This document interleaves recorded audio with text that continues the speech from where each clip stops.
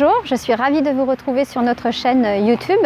Alors dans notre précédente émission, nous avions parlé du temps, voyage entre le réel et la réalité.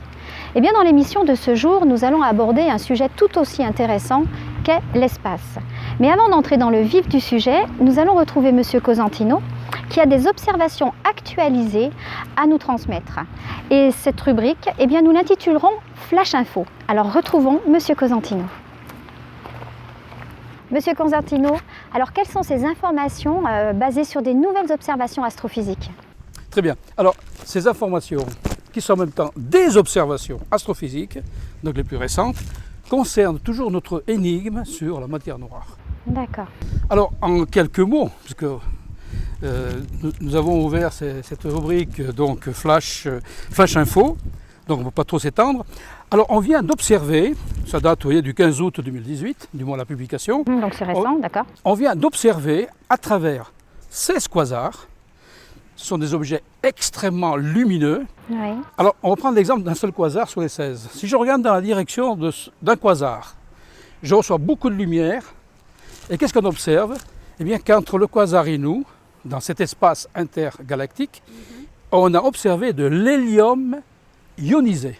Oui. Alors, ionisé, ça veut dire que l'hélium, il perd ses électrons. On aura l'occasion de reparler de la matière, des atomes. Il perd ses électrons. Alors, du fait qu'il perd ses électrons, il devient lumineux. Alors, vous dire quel est le rapport avec la matière noire? C'est que la matière noire, elle, par définition, on ne la voit pas. Pour qu'on puisse la voir entre le quasar et nous, il faut une source de chaleur qui puisse ioniser la matière en question et la rendre lumineuse. Alors, ce qui est intéressant, c'est qu'ils ont observé de l'hélium ionisé. Et qu'est-ce que c'est que la matière noire selon mes travaux de recherche? C'est de l'hélium superfluide, mais non ionisé, ce qui le rend invisible. Donc il faut vraiment une source lumineuse pour le rendre visible.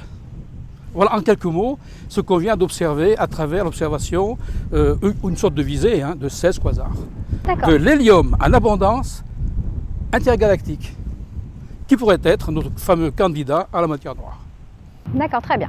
Bon, Monsieur Cosentino, alors la deuxième nouvelle observation astrophysique. Alors la deuxième observation astrophysique, celle-ci date de juillet 2018, eh bien il s'agit de l'observation de l'univers dans une tranche d'âge qui est très très proche du Big Bang. Oui. Où normalement on doit s'attendre à ce qu'il n'y ait pas beaucoup de galaxies, beaucoup de gaz, mais très peu de galaxies. Or, qu'est-ce qu'on observe? On observe une surdensité de galaxies, alors qu'elles n'ont pas lieu d'y être. Alors, les cosmologistes observateurs, ils sont intrigués par cette surdensité de galaxies dans cette tranche d'univers-là qui est trop près du Big Bang. Du coup, ils préfèrent attendre le télescope spatial qui va remplacer Hubble pour voir en réalité ce qu'il en est.